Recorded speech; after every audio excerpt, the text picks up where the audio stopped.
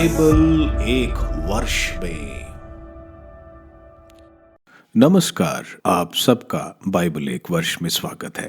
आप सब ने जो कदम उठाया है प्रभु के वचन सुनने के लिए, यह हमारे जीवन के अंधेरों को दूर करेंगे और हमें प्रभु के प्रकाश में चलाएंगे।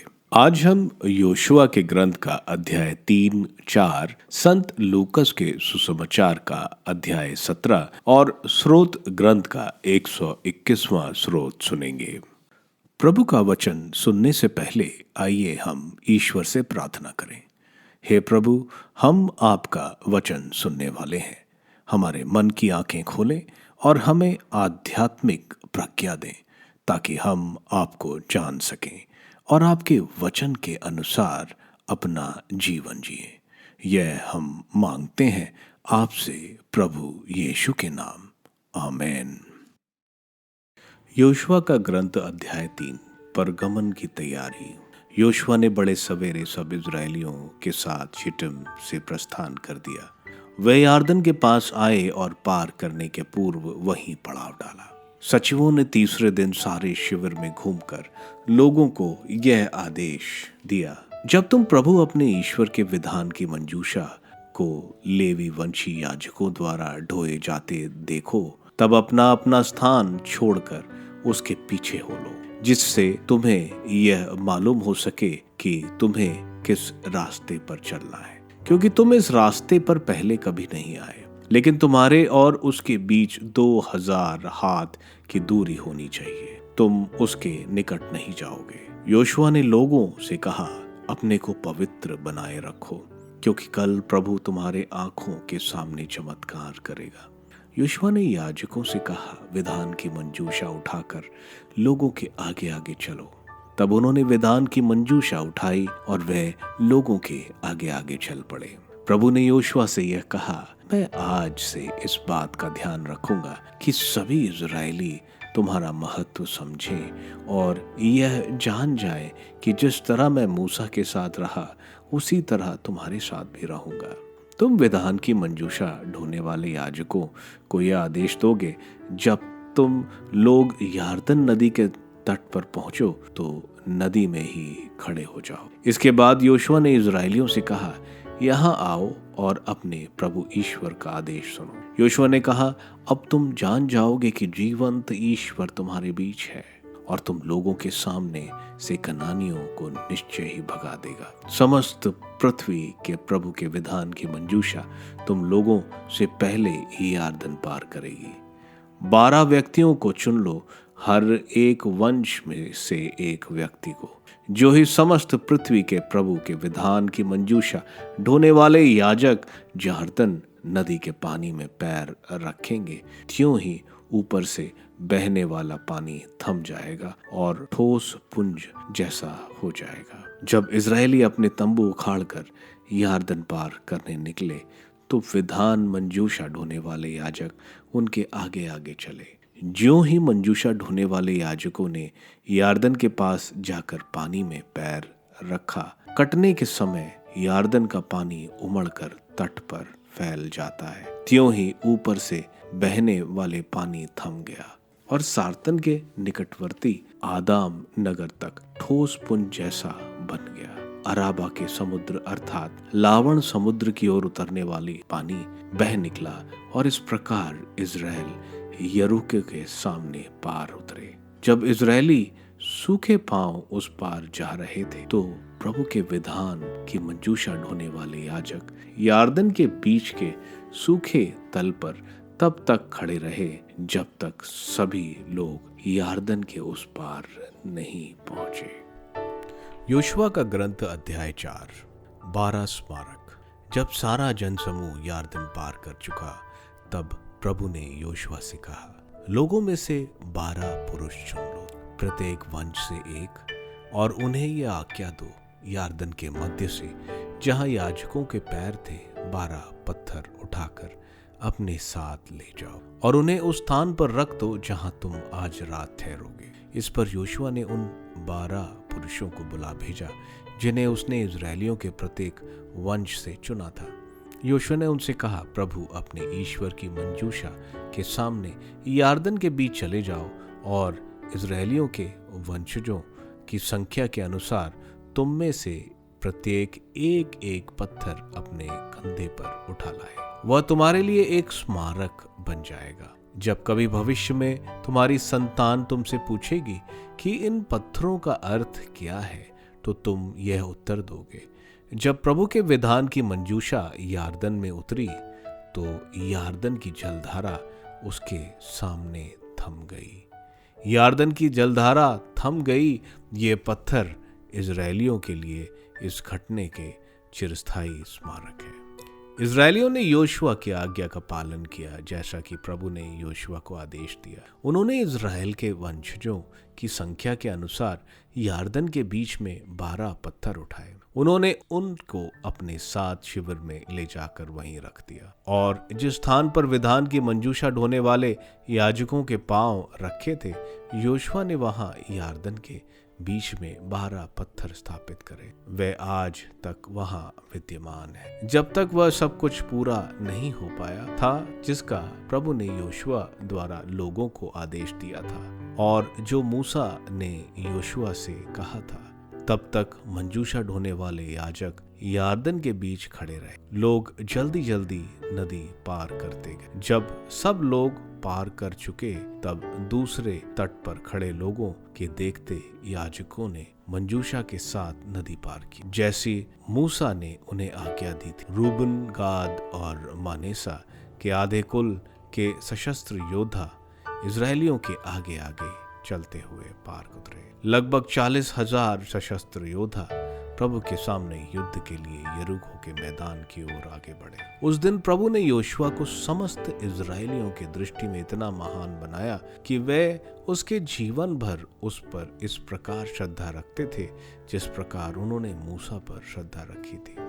प्रभु ने यहोशू से कहा, विधान की मंजूषा ढोने वाले याजकों को आज्ञा दो कि वे यारदन से बाहर आए। इसलिए यहोशू ने याजकों को आज्ञा दी, यारदन से बाहर आओ। जैसे ही प्रभु के विधान की मंजूषा ढोने वाले याजक यारदन के बीच से निकलकर बाहर आए और याजकों के पैर के तलवे तट पर पड़े, वैसे ही यारदन का पानी फिर अपने स्थान पर आ गया और पहले की तरह सर्वत्र अपने तट के ऊपर तक बहने लगा। गिलगाल में आगमन। पहले महीने के 10वें दिन लोगों ने यारदन से चलकर गिलगाल में पड़ाव डाला, जो यरीहो के पूर्वी सीमा पर है। यहोशू ने गिलगाल में वे 12 पत्थर स्थापित किए जिन्हें वे यारदन से निकाल कर ले आए थे। उसने इजराइल के लोगों से कहा, जब कभी भविष्य में तुम्हारी संतान अपने पिताओं से पूछेगी कि इन पत्थरों का क्या अर्थ है, तो तुम अपने पुत्रों को इस प्रकार समझाओगे। इजरायलियों ने यही सूखे पांव यारदन पार किया है। जब तक तुमने उसे पार नहीं किया तब तक प्रभु तुम्हारे ईश्वर ने तुम्हारे लिए इस प्रकार यारदन को सुखा दिया, जिस प्रकार उसने लाल समुद्र को तब तक हमारे लिए सुखाए रखा था जब तक हमने उसे पार नहीं किया था। उसने यह इसलिए किया कि पृथ्वी के समस्त राष्ट्र जान जाएं कि प्रभु का सामर्थ्य कितना महान, और तुम सदा प्रभु अपने ईश्वर पर श्रद्धा रखो। संत लूकस का अध्याय 17। ईसा ने अपने शिष्यों से कहा, प्रलोभन अनिवार्य है, किंतु धिक्कार उस मनुष्य को जो प्रलोभन का कारण बनता है। उन नन्हों में एक के लिए भी पाप का कारण बनने की अपेक्षा उस मनुष्य के लिए अच्छा यही होता कि उसके गले में चक्की का पाट बांधा जाता और वह समुद्र में फेंक दिया जाता। इसलिए सावधान रहो। क्षमाशीलता। यदि तुम्हारा भाई कोई अपराध करता है तो उसे डांटो, और यदि वह पश्चाताप करता है तो उसे क्षमा कर दो। यदि वह दिन में 7 बार तुम्हारे विरुद्ध अपराध करता है और 7 बार आकर कहता है मुझे खेद है, तो तुम उसे क्षमा करते जाओ। विश्वास। प्रेरितों ने प्रभु से कहा, हमारा विश्वास बढ़ाइए। प्रभु ने उत्तर दिया, यदि तुम्हारा विश्वास राई के दाने के बराबर भी होता और तुम शहतूत के इस पेड़ से कहते उखड़ कर समुद्र में लग जा, तो वह तुम्हारी बात मान लेता। विनम्रता। यदि तुम्हारा सेवक हल जोतकर या ढोर चढ़ाकर खेत से लौटता है तो तुम में से कौन है जो उससे कहेगा आओ तुरंत भोजन करने बैठ जाओ? क्या वह उससे यह नहीं कहेगा मेरा भोजन तैयार करो? जब तक मेरा खाना पीना ना हो जाए कमर कसकर परोसते रहो, बाद में तुम भी खा पी लेना। क्या स्वामी को उस नौकर को इसलिए धन्यवाद देना चाहिए कि उसने उसकी आज्ञा का पालन किया है? तुम भी ऐसे ही हो। सभी आज्ञाओं का पालन करने के बाद तुमको कहना चाहिए हम अयोग्य सेवक भर हैं, हमने अपना कर्तव्य मात्र पूरा किया है। 10 कोड़ी। ईसा यरूशलेम की यात्रा करते हुए समरिया और गलीलिया की सीमा क्षेत्रों में से होकर जा रहे थे। किसी गांव में प्रवेश करने पर उन्हें 10 कोढ़ी मिले जो दूर खड़े हो गए और ऊंचे स्वर से बोले, ईसा गुरुवर हम पर दया कीजिए। ईसा ने उन्हें देखकर कहा, जाओ और अपने को याजकों को दिखलाओ। और ऐसा हुआ कि वे रास्ते में ही निरोग हो गए। तब उनमें से एक यह देखकर कि वह निरोग हो गया है ऊंचे स्वर से ईश्वर की स्तुति करते हुए लौटा। वह ईसा को धन्यवाद देते हुए उनके चरणों पर मुख के बल गिर पड़ा और वह समारी था। ईसा ने कहा, क्या 10 निरोग नहीं हुए तो बाकी 9 कहाँ हैं? क्या इस परदेसी को छोड़ और कोई नहीं मिला जो लौटकर ईश्वर की स्तुति करे? तब उन्होंने उससे कहा, उठो जाओ, तुम्हारे विश्वास ने तुम्हारा उद्धार किया है। ईश्वर के राज्य का आगमन। जब फरीसियों ने उनसे पूछा कि ईश्वर का राज्य कब आएगा, तो ईसा ने उन्हें उत्तर दिया, ईश्वर का राज्य प्रकट रूप में नहीं आता। लोग नहीं कह सकेंगे देखो वह यहाँ है अथवा देखो वह वहां है, क्योंकि ईश्वर का राज्य तुम्हारे ही बीच है। प्रभु का पुनरागमन। ईसा ने अपने शिष्यों से कहा, ऐसा समय आएगा जब तुम मानव पुत्र का एक दिन भी देखना चाहोगे किंतु उसे नहीं देख पाओगे। लोग तुमसे कहेंगे देखो वह यहाँ है अथवा देखो वह वहां है, तो तुम उधर नहीं जाओगे, उनके पीछे नहीं दौड़ोगे। क्योंकि जैसे बिजली आकाश के एक छोर से निकलकर दूसरे छोर तक चमकती है, वैसे ही मानव पुत्र अपने दिन प्रकट होगा। परंतु पहले उसे बहुत दुख सहना और इस पीढ़ी द्वारा ठुकराए जाना है। जो नूह के दिनों में हुआ था वही मानव पुत्र के दिनों में भी होगा। नूह के जहाज पर चढ़ने के दिन तक लोग खाते पीते और शादी ब्याह करते रहे। तब जल प्रलय आया और उसने सबको नष्ट कर दिया। लोट के दिनों में भी यही हुआ था। लोग खाते पीते, लेन देन करते, पेड़ लगाते और धन बनाते रहे। परंतु जिस दिन लोट ने सुदोम छोड़ा, ईश्वर ने आकाश से आग और गंधक बरसाई और सब के सब नष्ट हो गए। मानव पुत्र के प्रकट होने के दिन वैसा ही होगा। उस दिन जो छत पर हो और उसका सामान घर में हो वह उसे लेने नीचे ना उतरे, और जो खेत में हो वह भी घर ना लौटे। लोट की पत्नी को याद करो। जो अपना जीवन सुरक्षित रखने का प्रयत्न करेगा वह उसे खो देगा, और जो उसे खो देगा वह उसे सुरक्षित रखेगा। मैं तुमसे कहता हूँ, उस रात 2 खाट पर होंगे, एक उठा लिया जाएगा और दूसरा छोड़ दिया जाएगा। 2 स्त्रियां साथ साथ चक्की पीसती होंगी, एक उठा ली जाएगी और दूसरी छोड़ दी जाएगी। इस पर उन्होंने ईसा से पूछा, प्रभु यह कहाँ होगा? उन्होंने उत्तर दिया, जहाँ लाशें होंगी वहीं गीध भी इकट्ठे हो जाएंगे। स्रोत ग्रंथ। स्रोत 121। प्रभु इज़राइल का रक्षक। तीर्थ यात्रा का एक गीत। मैं अपनी आंखें पर्वत की ओर उठाता हूँ, क्या वहां से मुझे सहायता मिलेगी? जिसने स्वर्ग और पृथ्वी को बनाया है वही प्रभु मेरी सहायता करता है। वह तुम्हारा पैर फिसलने ना दे, तुम्हारा रक्षक ना सोए। नहीं, इज़राइल का रक्षक ना तो सोता है और ना झपकी लेता है। प्रभु ही तुम्हारा रक्षक है। वह छाया की तरह तुम्हारे दाहिने रहता है। ना तो दिन में सूर्य से तुम्हारे कोई हानि होगी और ना रात में चंद्रमा से। प्रभु तुम्हें हर बुराई से बचाएगा। वह तुम्हारी आत्मा की रक्षा करेगा। तुम जहाँ कहीं भी जाओगे, प्रभु तुम्हारी रक्षा करेगा, अभी और अनंत काल तक। योशुआ के अध्याय 3 में हम देखते हैं वे शितम से यारदन नदी पहुंचे। लोगों को बताया गया कि लेवी यानी कोहाती मंजूषा को उठाकर यारदन की तरफ बढ़ेंगे। हमें मालूम है कि प्रभु के निवास स्थान की पवित्र वस्तुएं कोहाती उठाते थे। उनको बताया जा रहा है कि तुम मंजूषा यानी आर्क ऑफ द कवनेंट से तकरीबन 900 मीटर दूर रहो, और यह इसलिए क्योंकि मंजूषा में प्रभु की उपस्थिति थी, इसलिए दूरी बनाए रखे। दूसरा, वे यह चमत्कार देख सकें किस तरह यारदन नदी जो अभी बाढ़ की स्थिति में है किस तरह अपना बहना रोक देती है और नदी बिल्कुल खाली होकर सूख जाएगी।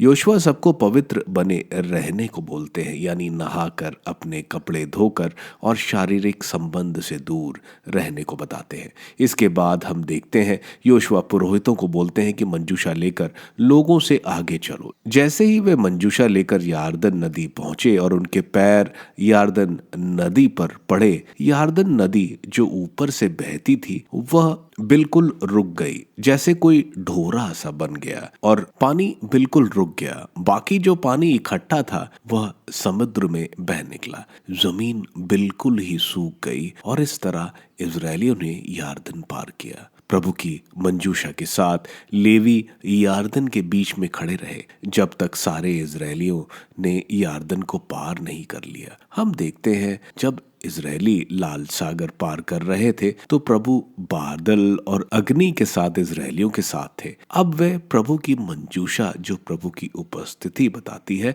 उसके साथ यारदन को पार करते हैं। योशुआ के अध्याय 4 में हम देखते हैं योशुआ 12 पुरुषों को चुनते हैं, एक प्रत्येक वंश से, जिनको योशुआ बोलता है यारदन से एक पत्थर हर वंश में, यारदन से एक पत्थर हर वंश के लिए उठाओ जहां मंजूषा यानी ark of the covenant Levi लेकर खड़े थे। उस पत्थर को उन्होंने गिलगैल में स्थापित किया। यह इसलिए कि आने वाली पीढ़ी को प्रभु द्वारा किए गए कार्य के बारे में उनके बच्चे और अगली पीढ़ी जान सके और प्रभु पर श्रद्धा रखें। इसके अलावा बाकी लोग भी प्रभु द्वारा किए गए कार्य जाने और जान जाएं कि प्रभु शक्तिशाली है। इब्राहिम 2000 वर्ष में कानान देश आए थे। अब इजराइल 1315 बीसी में कानान देश में कब्जा करने जा रहा है। हम देखते हैं रूबन, गाद और मनेसा के तकरीबन 40,000 सैनिक सबसे आगे कूच करते हैं। इनकी नफरी इससे काफी ज्यादा थी, लेकिन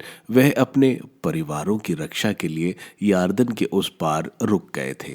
संत लूकस के अध्याय 17 में हम देखते हैं प्रभु के पास नाकेदार और पापी आ रहे हैं, लेकिन फरीसी प्रभु के पास लोगों को आने के लिए अड़चन डाल रहे हैं। इसलिए प्रभु बोल रहे हैं ऐसे लोग जो दूसरों को पाप का कारण बनते हैं उनके गले में चक्के का पाटा बांधा जाएगा और समुद्र में फेंक दिया जाएगा। आगे प्रभु क्षमा के बारे में बोल रहे हैं। अध्याय 16 में हमने देखा था किस तरह बड़ा भाई अपने छोटे भाई को क्षमा नहीं कर रहा था। प्रभु यहाँ बता रहे हैं अगर कोई गलती करता है उसको अकेले में प्यार से उसकी गलती दिखाओ। अगर वह गलती मान जाता है तो उसे क्षमा कर दो। क्षमा जितनी बार वो मांगे उसको क्षमा कर दो। प्रभु द्वारा सिखलाई गई प्रार्थना में क्षमा का बहुत महत्व है। प्रभु आगे विश्वास के बारे में बता रहे हैं। उनके शिष्य प्रभु की आज्ञाओं का अनुसरण करने के लिए विश्वास की प्रार्थना कर रहे हैं। प्रभु वही बोल रहे हैं, राई का दाना सबसे छोटा होता है। अगर तुम्हारा विश्वास तगड़ा है तो यह शहतूत का पेड़ यहाँ से उठकर समुद्र में जा लगेगा। हम जानते हैं शहतूत का पेड़ अच्छी जमीन पर लगता है, तो यहाँ ये पेड़ समुद्र में भी लग जाएगा, यानी असंभव भी हो जाएगा। आगे प्रभु बोल रहे हैं कि सेवक को जो काम सौंपा गया है उसे चुपचाप करना चाहिए, बिना किसी शिकायत के और बिना कोई हक मांगते हुए। इसके लिए घमंड नहीं करना है कि मैंने ये किया, बल्कि अपने आप को एक सेवक ही समझना चाहिए। आगे हम देखते हैं यरूशलेम के रास्ते प्रभु को 10 कुष्ठ रोगी मिले। कोढ़ एक बहुत बड़ी बीमारी होती थी। कोढ़ी को अपना परिवार छोड़कर शहर से बाहर रहना पड़ता था और वो अन्य लोगों से हमेशा दूरी बनाकर रखता था। यहाँ प्रभु को देखकर वे प्रभु से विनती करते हैं चंगाई के लिए। प्रभु उनको बोलते हैं जाकर याजकों को दिखाओ। इस विश्वास में कि वे ठीक हो गए हैं वो आगे बढ़ते हैं। वे सब चंगे हो जाते हैं। उनकी आज्ञाकारिता उनको ठीक कर देती है। जैसे सीरिया के सेना के सेनापति नामान को एलीशा नबी ने चंगा किया था। इन 10 में सिर्फ एक, जो एक समारी था, प्रभु का गुणगान करते हुए प्रभु को दंडवत करता है और धन्यवाद कहता है। प्रभु उन 9 को वापस आकर धन्यवाद ना बोलने पर दुखी होते हैं। क्या हम जो प्रभु के अनगिनत आशीषें प्रभु ने दी हैं उनके लिए हम उनको धन्यवाद देते हैं? आगे फरीसी प्रभु से पूछते हैं कि ईश्वर का राज्य कब आएगा? प्रभु कहते हैं ईश्वर का राज्य कोई घटना या इवेंट के रूप में नहीं नजर आएगा। आगे प्रभु बोल रहे हैं ईश्वर का राज्य तुम्हारे बीच में है, यानी प्रभु स्वयं तुम्हारे बीच में है। आगे प्रभु बोल रहे हैं कि वो दिन आ रहे हैं जब तुम प्रभु को ढूंढोगे, उनकी शिक्षाओं को और नहीं पाओगे, तब तुम झूठे नबियों के पास नहीं जाना। प्रभु आगे बोल रहे हैं प्रभु का आगमन आसमान में बिजली और जैसे नोआ के समय में हुआ था, जब लोग पाप में, नोआ उनको पाप के रास्ते से हटाने के लिए सालों प्रचार करते हैं, लेकिन किसी ने नहीं सुना। वैसे ही जैसे लॉट के समय भी लोग व्यभिचार, घृणित पापों में थे और सोडोम पर आग और गंधक की बारिश हुई। प्रभु आगे बोल रहे हैं जो संसारिक धन पर निर्भर रहेगा वह अपना जीवन खो देगा, वहीं जो क्रूस के रास्ते यानी प्रभु के लिए अपना जीवन देगा वह बचाया जाएगा। आगे प्रभु बोल रहे हैं कि 2 लोग होंगे, एक उठा लिया जाएगा यानी अनंत जीवन पाएगा, और एक छोड़ दिया जाएगा यानी उसको न्याय का सामना करना पड़ेगा। स्रोत ग्रंथ का 121वां स्रोत एक विश्वास, ट्रस्ट का स्रोत है। स्रोतकार एक तीर्थ यात्रा में है जो यरूशलेम की तीर्थ यात्रा पर जा रहा है। उन दिनों में ये रास्ते खतरे से भरे होते थे। स्रोतकार बोल रहा है ईश्वर इजराइल के रक्षक पर हम विश्वास रख सकते हैं, वे हमें सुरक्षित पहुंचाएंगे। स्रोतकार बोल रहा है प्रभु हमारे ईश्वर कभी सोते नहीं, उनकी नजर हमारे ऊपर हमेशा है। कितना सुंदर स्रोत जो हमें हमारे जीवन की हर चुनौतियों को प्रभु में विश्वास और धैर्य के साथ उन पर विजय का रास्ता दिखाता है। आप सबको धन्यवाद ईश्वर के वचन सुनने के लिए। मैं आपसे विनती करता हूं कि आप बाइबल एक वर्ष में को दूसरों के साथ शेयर करें, क्योंकि प्रभु का वचन स्वयं प्रभु यीशु है। प्रभु को दूसरों को देने वालों को प्रभु की आशीष जरूर मिलेगी। मैं आप सबका बड़ी बेसब्री से कल इंतजार करूंगा। धन्यवाद।